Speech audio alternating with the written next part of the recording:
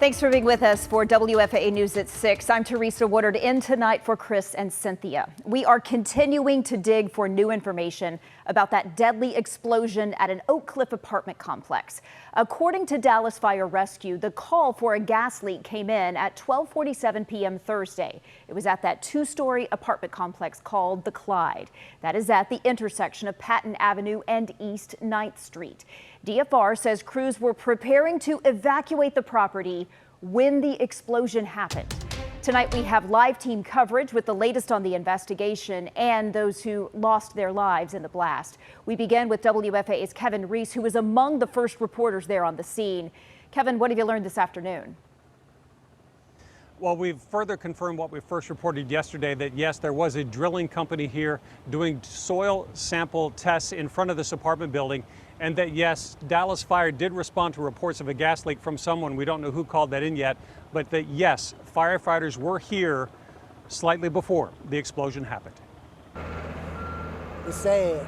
When we met Rodney Lamont Brown minutes after the explosion, he shared two key pieces of evidence. We all sitting on the porch, and they was doing drilling. The drilling rig in front of the apartment complex, and that a fire truck arrived before the explosion. Next thing I know, we looked up, it was a fire truck over there. Today, the DFR fire chief confirmed that to be true. Our fire engine got here within 2 minutes. He says Engine 15 with a crew of 4 was setting up hoses, donning protective gear on scene for 10 to 15 minutes when the explosion happened, before they could begin evacuations. So they did everything they were supposed to do right before they were going to enter and evacuate the complex.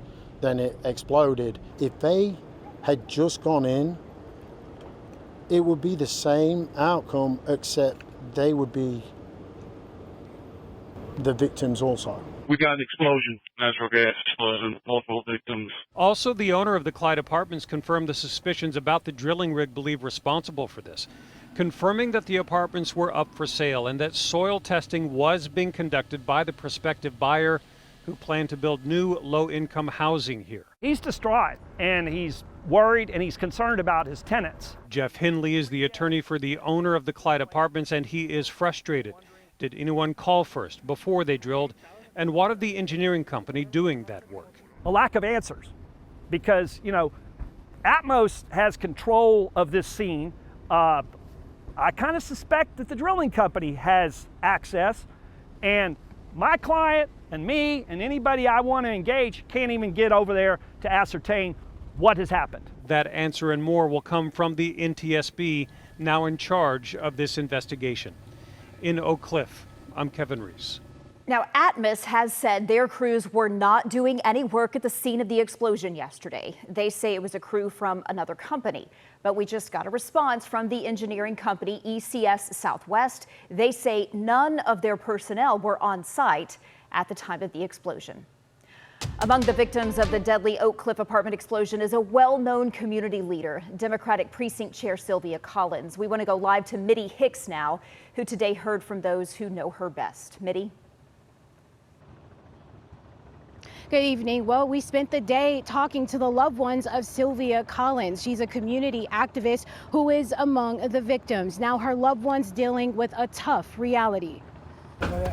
As the community shows up to support those impacted by the Dallas apartment explosion, there's one person noticeably missing. If she had not been a victim yesterday, she would have been there helping. Francis Rizzo and Sylvia Collins are best friends who bond over family and giving back to the community. #1 volunteer. And not seeing her anywhere is just one red flag that something's wrong. We would talk, a couple, 3 times a day. So all of us had started calling Sylvia, but her phone stopped functioning. There was not even a recorded message that the number was not available. It just wasn't going through. Sylvia's silence says so much, and her picture and name spreading on social media is shocking to those who know her. To have her face show up on Facebook yesterday, it just kind of hits you right here in the heart. The worst part, some just saw her the night before the explosion.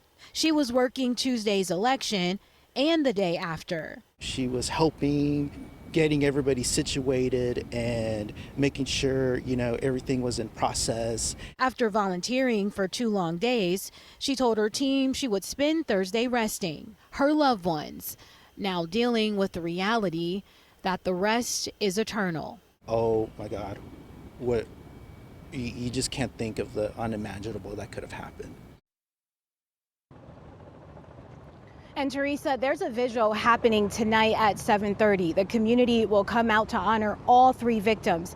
In the meantime, Sylvia's loved ones say they are thinking of other ways to honor her by either naming a street or even a park after her. For now, live in Dallas, back to you.